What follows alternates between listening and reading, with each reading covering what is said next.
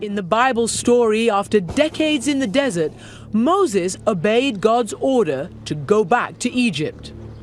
And so Moses goes back to the Egypt in which he grew up, to the court where he learned and became a young man, and confronts Pharaoh, surely someone he knew as a young man, to say, here I am, I'm not the Egyptian you thought I am, I too am an Israelite, and I'm asking for my people to be released.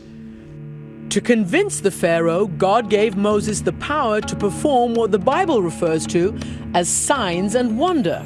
It's not the case that he goes to Pharaoh and says, let my people go, and Pharaoh says, okay. The most famous of these powers was the ability to turn his staff into a snake. In the ancient world, stories of snakes and magic were common. A magician takes a little image of wax, which can be held in the hand of a crocodile, and as soon as he throws it on the ground, it becomes a real crocodile until the magician grabs the crocodile by the tail, and once again it reverts to its small size in his palm. These magicians were men of high status back in ancient Egypt. It's a tradition that continues to this day. Yikes! Back in Luxor, we met Muhammad. He comes from a long line of snake charmers. His snakes, on the other hand, not so charming. Oh my goodness, there's something. Oh, it's pooped. Gross snake. Do you know the story of Moses, Muhammad? When the stick turned into a snake, this was from God. God made that happen. Right. So can you turn the snake into a stick? He doesn't have special powers. You don't have special powers? You can't do it. It only comes from God? He was a prophet. Oh, Moses was a prophet. Yes.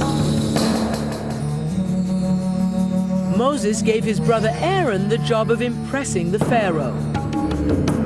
He throws down his staff and it becomes a serpent. And when the magicians of Egypt attempted to do the same thing, they succeeded. But Moses' rod had the advantage. He swallowed them all up.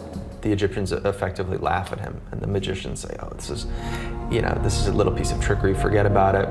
Unimpressed, Pharaoh still refused to let the Israelites go. It was at this point that God unleashed a series of disasters known as the 10 plagues. These are absolutely horrible. As horrible as anything you can imagine.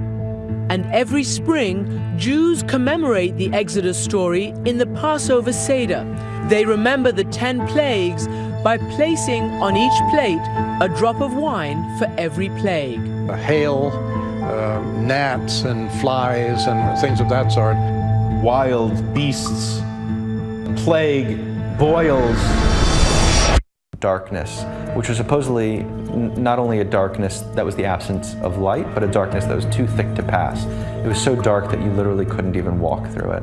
It would look like a short series of natural disasters that most of the people sort of understood in terms of their gods and their religion. Can we account for the plagues naturally? Probably. Is that the point of the story? Certainly not. In the space of a year, these 10 disasters destroyed Egypt.